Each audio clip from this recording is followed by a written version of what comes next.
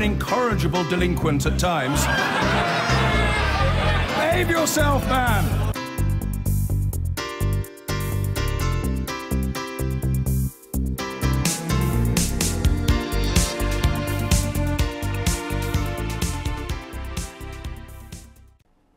David Cameron is expected to ask MPs to approve UK airstrikes against Islamic State in Syria. The government thinks it now has enough support to risk a vote in the Commons, even though the Labour position is still unclear. And the Prime Minister will almost certainly need Labour votes to get his way. Mr Corbyn is still trying to rally his shadow cabinet and Labour MPs against airstrikes. He told Andrew Marr they should recognise his direct mandate from Labour Party members. And so what I've done is what I said I would always do. I would try to democratise the way the party does things. Yes, I have sent an email to party members, and actually, do you know what happens? 70,000 have already replied with their views. I don't know what all the views are, obviously.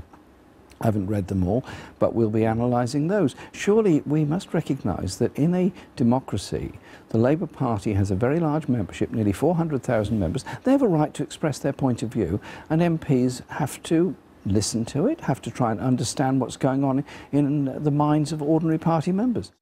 And I'm joined now by a member of the Corbyn Shadow Cabinet, Charlie Faulkner. Welcome back to the programme. Thank you, Andrew. Are you minded to support the government in a vote on Syrian airstrikes? I am. That we need to look at the resolution. The resolution needs to contain assurances that need to be given to the House of Commons before, but I am minded to support airstrikes. The reason I am is because I think ISIL poses a threat, obviously, to the region, but also to Europe, including the United Kingdom. I believe that airstrikes over Iraq and Syria are having an effect on reducing that risk. And I think it's wrong that we aren't participating in Syria when what is going on is that we are trying to defend the United Kingdom. I believe that the only long-term solution is that there needs to be a solution to the Syrian civil war, and the bombing of Raqqa will not significantly contribute to that. But we haven't got a choice about trying to defend ourselves against ISIL and the state that it is at the moment. You've made your position clear. Is it likely that the Shadow Cabinet will agree a collective position on this matter? I think there are honourably held different views. At the Shadow Cabinet on Thursday, they were appropriately discussed. Everybody conscious of the fact that what we've got to try to do is to reach a conclusion in the national interest. But on an issue such as this, where there's very much agreement on the factual material, the international law issue, but the final judgment, it's such an awesome decision that has to be made. It's not surprising that there are significant disagreements within the Shadow Cabinet. And from what we know of the disagreements inside the Shadow Cabinet, it's unlikely when you meet again tomorrow that you will be able to agree a collective line. I think that's right. I think it's unlikely that we will be able to agree you know, a yes or no answer to the question that the government is about to pose. And if it doesn't, and there is a free vote on this for Labour MPs, that does make it certain then that Mr Cameron will win his motion to bomb by a convincing majority. Well, I don't know what the position is within the Parliamentary Labour Party.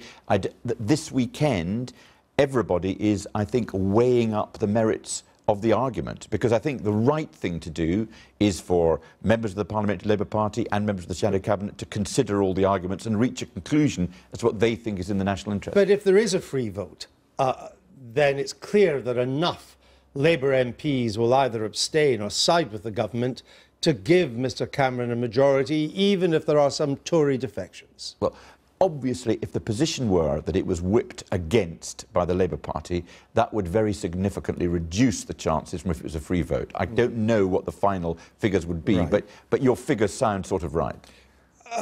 Should there be a free vote? What's the alternative, given the position you're in, to a free vote? Well, my own view is that I don't think that this very, very important issue should be a situation that forces resignations on people. I think the right course is, if the Shadow Cabinet can't come to a collective view, and I accept that that may well be unlikely, that probably the best course is a free vote. But that's ultimately for the leadership to decide.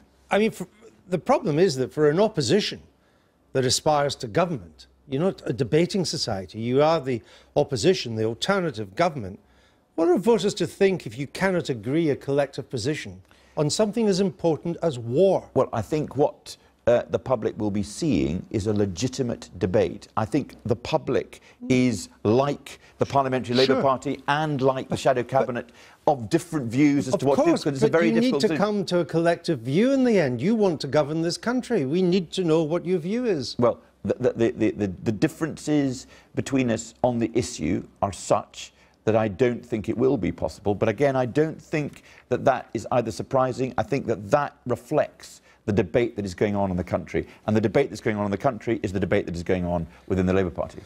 If Mr Corbyn was to attempt to, and he said this morning it's his decision on whether to whip or not, if there was an attempt to whip Labour members to vote against bombing, would that be a resignation matter for you? Well, I'd have to, I don't want to comment on that. I very much hope that any sort of resignations will be avoided. I think the position will be that we'll have a further discussion on Monday and then a collective view will be reached as to how we go forward in relation to the process. One Labour MP told us that Mr Corbyn's handling of this vote seems to him like, quote, a deliberate search for a fight, and is very disappointing.